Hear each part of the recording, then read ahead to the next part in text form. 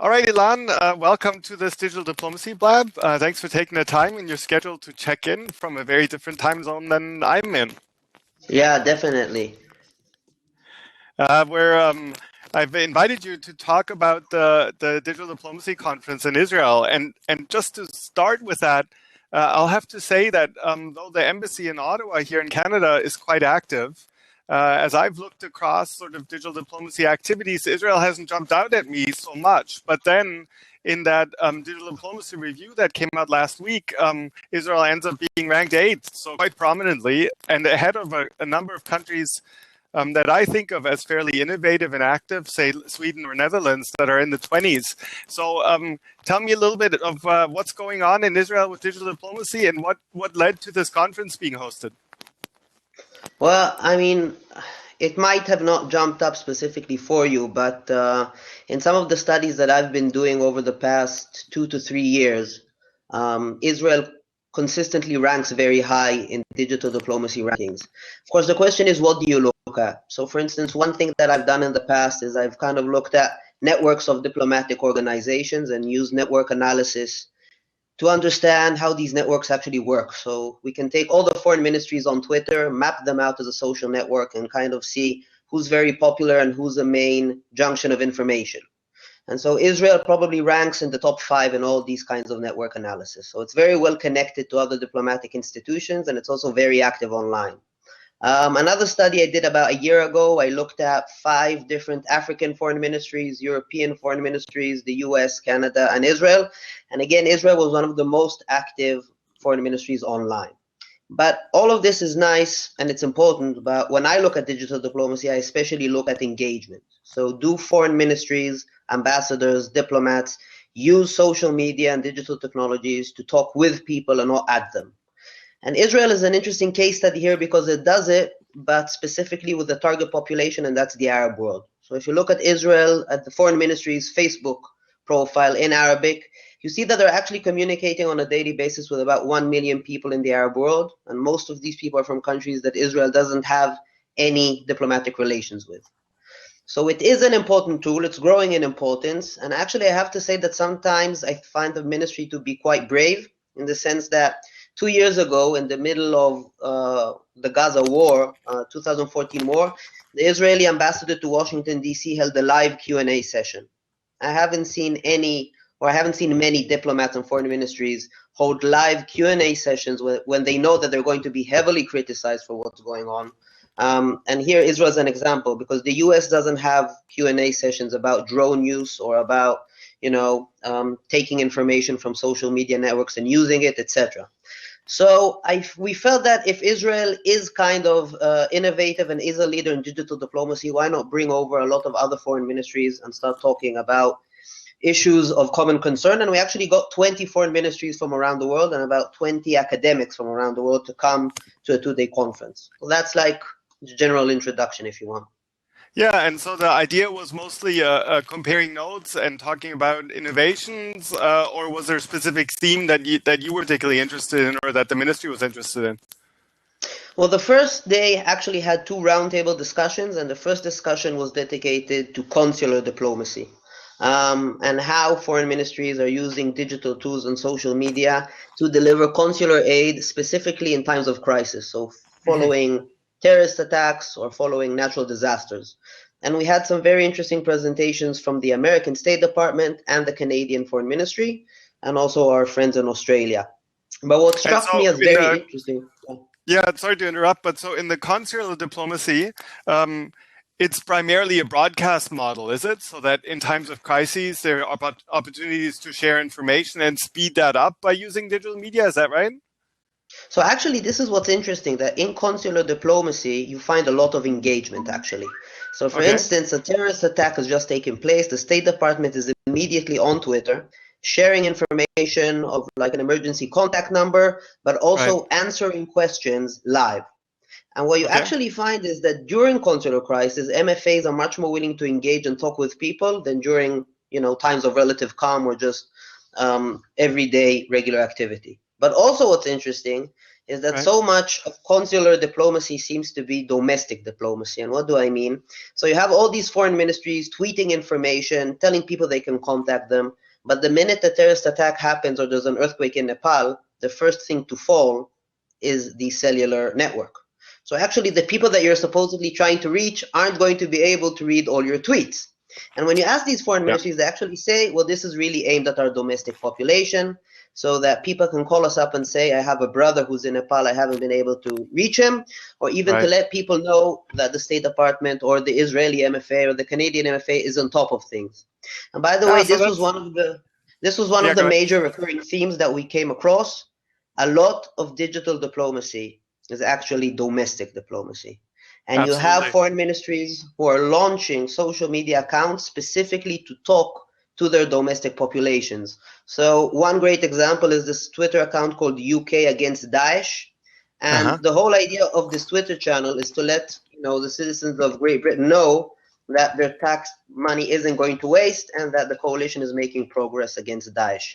But it's using social media to talk directly to the domestic population.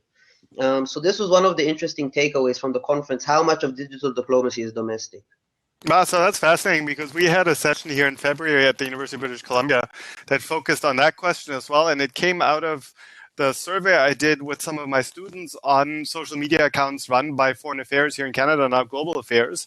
And one of the things we noticed really glaringly is that to the extent that audiences are segmented and targeted, the domestic audience wasn't one that was being targeted at all, right?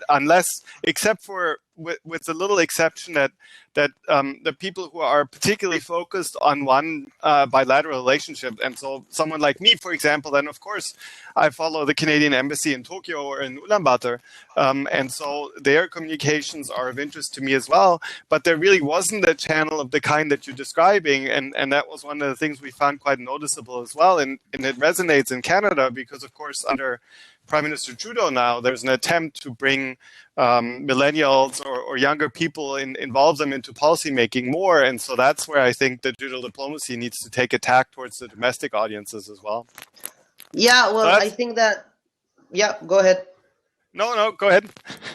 Well, I think that what you're noticing is that in recent years, the territory of foreign ministries in government is getting smaller and smaller. Agriculture ministries now have representation abroad. Environment agencies now have representation abroad. So the foreign ministry isn't the only ministry facing the world and not the nation. And so I think that we're going to find that foreign ministries are using social media more and more in order to create a domestic constituency and in order to try and and this is a political calculation, in order to try and maintain the role within government. So it's not just helping citizens, it's also maintaining the role in government.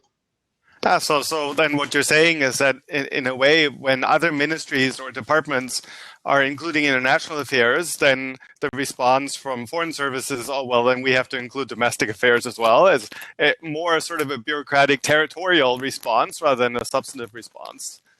So I say it's both of them. There is an attempt to communicate with people. I wrote this on the side, but the Finnish foreign ministry launched their national emoji project about a year and a half ago, and this was a very nice project. It was a very good idea. But when she was presenting this project, and this will go on YouTube later in the year, the representative from Finland said, "We actually see our citizens as nation branding intermediates," meaning we get them excited about the campaign. They start to use their emoji, but they also spread this amongst their own social networks. And so you're actually going to see, I think, more and more foreign ministries using the domestic population in order to increase the reach of their content. And this is another big thing that came up in the conference, which I wasn't exposed to at all, and that is the age of algorithms. Because, if you think about it, we're kind of living in an age of algorithmic bubbles, right? Facebook knows what interests you, it knows what you don't want to see, so you don't see it. And the question is, do foreign ministries need to begin and understand how these algorithms work if they want to reach the largest number of people possible, if they want to talk to populations all over the world? And one way of course. Of course. So two things. First, is your domestic population one way of breaking the bubble? Because I'll get 500,000 people in Canada to retweet my content, and I'm getting to a lot more people. I'm bursting the bubble.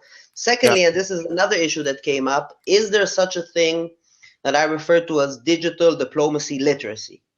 So the skills you need to be a digital diplomat, and do they include, for instance, knowing how algorithms work if you want to reach a lot of people, knowing how to use and analyze big data? So we're starting to see an expansion of this term digital diplomacy into new realms and new areas, which I think is interesting. So it's fascinating. The context in which I had my students do that census of social media accounts is a class in our Master of Public Policy and Global Affairs that's communicating policy, right? And one of the things I did exactly was look at the Google search algorithm to say, look, this is just a digital version of everything we used to do in a library, right? You have brands of particular journals that you respect more. You look for followers. You look for likes. I mean, these are all have parallel aspects. And I do think absolutely that and I didn't put it in the terms of algorithms necessarily, but that when we're preparing policy analysts and policy makers in a program like that, one of the things I want them to understand is exactly those algorithms, right? And I hadn't put those together either, but it makes perfect sense. And that obviously thinking about how things are ranked and spread and all that has to be a piece of the education of digital diplomats as well. So one of the things that I saw in the feed from the conference was this notion of a digital diplomacy toolbox. Does sort of the knowledge of algorithm and how to train people for digital diplomacy, is that one of the elements in the toolbox, and what else does that mean? So I think that when we envision this digital diplomacy toolbox, it has different levels or different layers. I mean, at first it would be, what are the basic tools or basic knowledge that a diplomat needs to venture online, right? And it might be more complicated than what we think, because you don't just bring someone and say, this is how you use Twitter, it's 140 characters, go. They need to learn the language of diplomacy, right? What does a hashtag mean? But more than just, it says United for Ukraine, what is the actual political meaning of this hashtag? So how do you decode and encode meaning into 140 characters? And sometimes you'll find that tweets are very complicated issues, and they have an entire foreign policy condensed into 140 characters. On a higher level, maybe it would be, all right, so you ventured online. Now the question is, how do you reach the largest number of people? So we can start talking about targeting and tailoring. Targeting is content that we just shoot out to an entire population. Tailoring is when we take content and we tailor it specifically to the interests or characteristics of a group. So doing targeting and tailoring, then you can take it to a higher level. We can do targeting and tailoring based on big data, or based on data that we have accumulated, or even based on algorithms. The foreign ministries will start using them. And so you see that, I mean, this digital toolbox is really an array of abilities that diplomats are increasingly going to need in order to be digital diplomats. But of course, in a foreign ministries, you can have different departments and different layers of knowledge. So the social media unit or the digital diplomacy unit at the MFA could be with kids and brilliance, but at the embassy level, it might be enough just to have a very good understanding of how to reach the most people, how to tailor content, etc. So I think that was really the idea of a digital toolbox. And we're in an interesting generation where younger diplomats might already be digital natives. They grew up with social media, they grew up with digital communication. It's easier for them. But the higher echelon of diplomats, the director generals, the ambassadors, are all digital immigrants. So in 10 years, we might find that a lot of these capabilities are naturally in the hands of the people who are doing diplomacy, and the natives are going to be ambassadors. But right now, we have this higher echelon level, which isn't really sure about digital communication. They don't really believe in it, and they don't necessarily really understand it. And this is one of the challenges that now, digital diplomacy units face, is how are they going to sell digital diplomacy to their foreign ministries? And it's an issue that came up in the conference. How are you going to convince policymakers that this is a worthwhile investment? Conversely, I would say, right, that group of digital natives that may be coming in, they may be very familiar with some of these tools, but that doesn't necessarily mean that they use them strategically for the purposes of diplomacy, right? They may have an intuitive sense, but just because they've grown up with social media doesn't necessarily mean they understand some of the algorithms we've talked about, right? So, for instance, this might say that we need tailored training programs for diplomats, and this is another issue that came up. You're going to have to train diplomats, but you could tailor this training. So if you have a digital native, you don't need to teach him the language, but you need to teach him how you're going to take and condense foreign policy messages into 140 characters. An ambassador might immediately read a tweet and says, this means that this country is going to do so and so, but he doesn't necessarily know how to use it in order to appeal to a bigger group of people. But I also think that one of the issues that came up was, what do we talk about when we talk innovation in diplomacy? So very narrowly, if you define innovation as using technologies in an innovative way, it could be an embassy using the WhatsApp application to coordinate consular aid. But when you start to expand this idea of innovation, you might get to a point where you say, actually, it's using really innovative technologies or ideas in diplomacy. And this is one of the fields I feel that digital diplomacy or e-diplomacy can learn from e-health.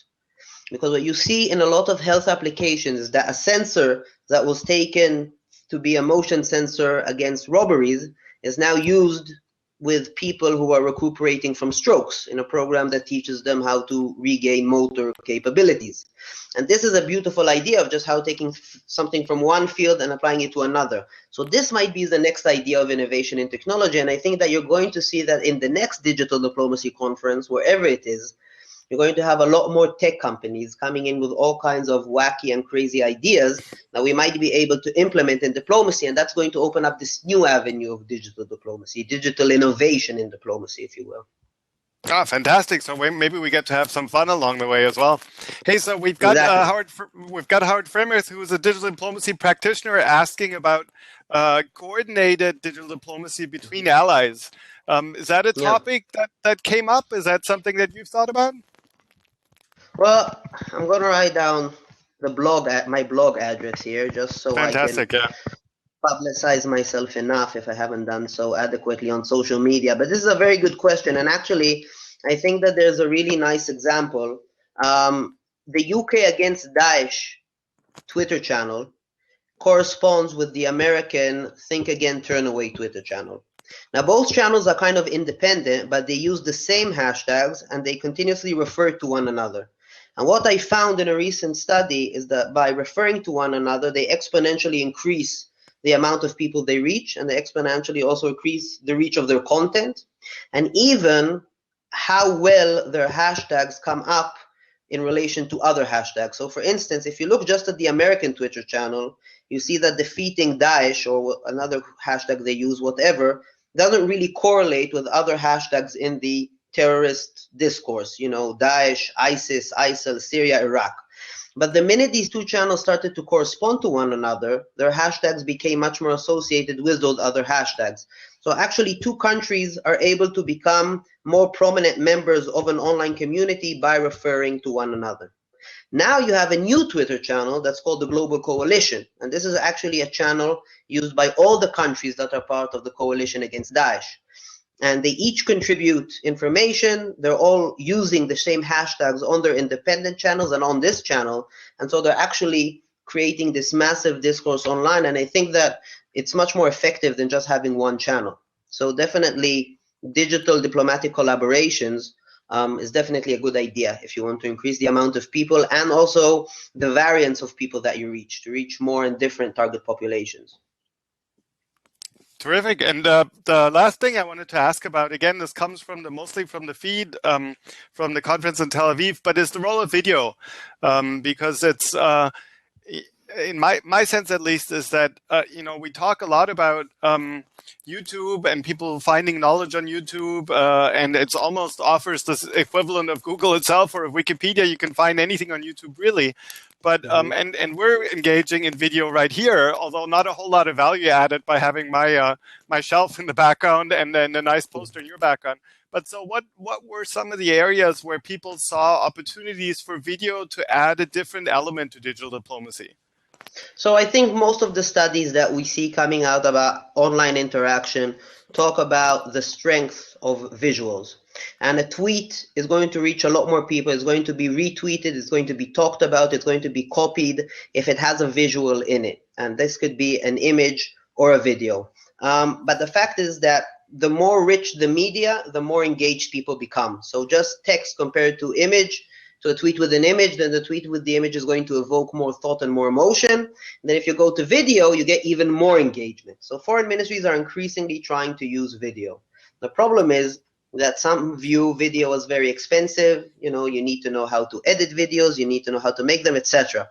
And we brought in a company to give an example of how easy and cheap it is today to make these videos. Basically, saying that you have applications today that could enable you to make a video that you want to paste online in about 5 minutes or about 6 minutes. And the idea is that these videos can be a new way of narrating foreign policy, of narrating an idea, of narrating an event that has happened. It could even be a way to start an open conversation and talk to people about a certain issue. And some of the interesting things that came up in this presentation were quite simple, but we just didn't know them. For instance, that the default of any video in Facebook is that it is without sound. So you can sit in the meetings and scroll through the feed. So if you're going to make a video, it has to be engaging without any sound, because most people are going to see it without sound. And I mean, this is a very simple tip, but for the people who have to now go back to their MFA and start making videos, it was quite interesting. And the idea of grabbing attention and all these kinds of things. But I think that what we're going to see is MFAs trying and experimenting with richer and richer forms of mediums. So forget about the images, now it's onto videos, and I don't know what's going to be next. But we're definitely going to see an increase in the use of videos in order to get people engaged. The problem is, of course, then that you make a great video and people comment and people ask questions, and the vast majority of embassies, diplomats, foreign ministries don't answer these questions. They don't reply to these comments. They don't start the conversation. And this was the only kind of disappointing aspect in the conference. Foreign ministries, diplomats, they consistently talk simply of influence, but they don't talk about conversations. They don't talk about hearing people. This whole idea of listening and talking is still, it's still in the early stages, which is surprising because some of these foreign ministries have been online for 5, 6, 7 years.